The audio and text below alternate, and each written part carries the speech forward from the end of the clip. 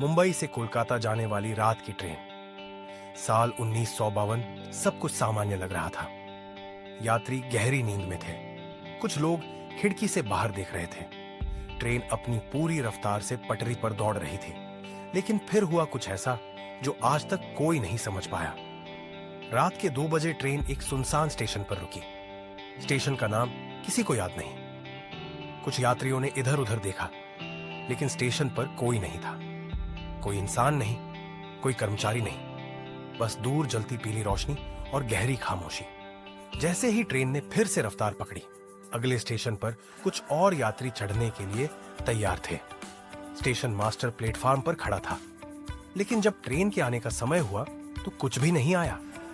ना ट्रेन की रोशनी, ना इंजन की गूंज, ना पहियों की आवाज। रेलवे कंट्रोल रूम ने तुरंत जांच शुरू की। रेडियो सिग्नल भेजे गए, लेकिन कोई जवाब नहीं मिला। ट्रेन का कोई नामो निशान नहीं, जैसे वो कभी थी ही नहीं। रेलवे ट्रैक की जांच की गई, हर इंच देखा गया, लेकिन कुछ भी नहीं मिला।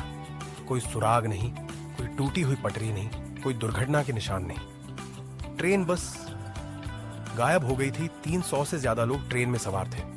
300 परिवार अपने अपनों के इंतजार में थे, लेकिन कोई वापस नहीं आया।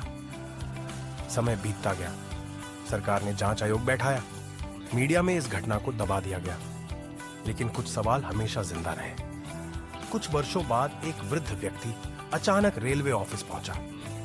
उसके हाथ में एक पुरानी घड़ी थी। उसका दावा था कि वह उसी गायब ट्रेन का यात्री था, लेकिन यह कैसे संभव था?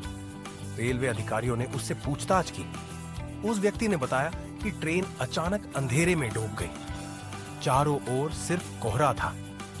यात्रियों की घबराहट बढ़ने लगी। कुछ ने खिड़कियों से बाहर झांकने की कोशिश की, लेकिन बाहर सिर्फ शून्यता थी, जैसे ट्रेन किसी दूसरी दुनिया में जा चुकी थी।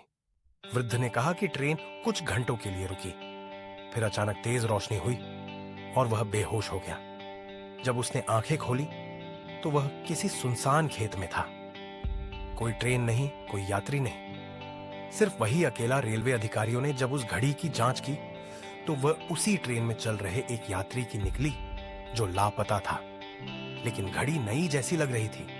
कोई घिसावट नहीं, कोई जंग नहीं, जैसे वक्त ने उसे छुआ ही ना हो। अगले कुछ महीनों में और भी रहस्यमयी घटनाएं होने लगी। कुछ लोग दावा करने लगे कि उन्होंने रात के 2 बजे उस ट्रेन को पटरियों पर दौड़ते देखा, लेकिन जब वे पास पहुंचे तो वहां कुछ भी नहीं था। कुछ खोजियों ने उस ट्रेन के गुमशुदा यात्रियों के परिवारों से संपर्क किया और एक और चौंकाने वाली सच्चाई सामने आई। हर परिवार को गुमशुदा व्यक्ति से जुड़ा एक रहस्यमयी संकेत मिला था। किसी को एक पुरानी तस्वीर, किसी को एक पत्र, और सबसे अजीब बात, हर चीज पर एक ही तारीख अंकित थी, 1952। इसके बाद रेलवे ने इस रास्ते को बंद करने का फैसला किया, लेकिन यहाँ पर अजीब घटनाएं होती रहीं। रात के समय यहाँ से गुजरने वाले लोग अजीबोगरीब आवाजें सुनते। कभी किसी बच्चे की हंसी, कभी किसी महिला के रोने की आवाज।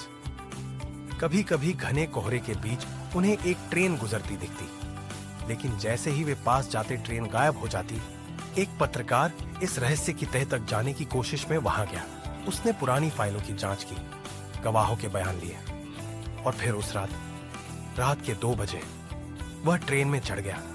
इसके बाद वह कभी नहीं लौटा, लेकिन कुछ दिनों बाद उसके कैमरे का फुटेज मिला। उसमें एक ट्रेन की झलक थी।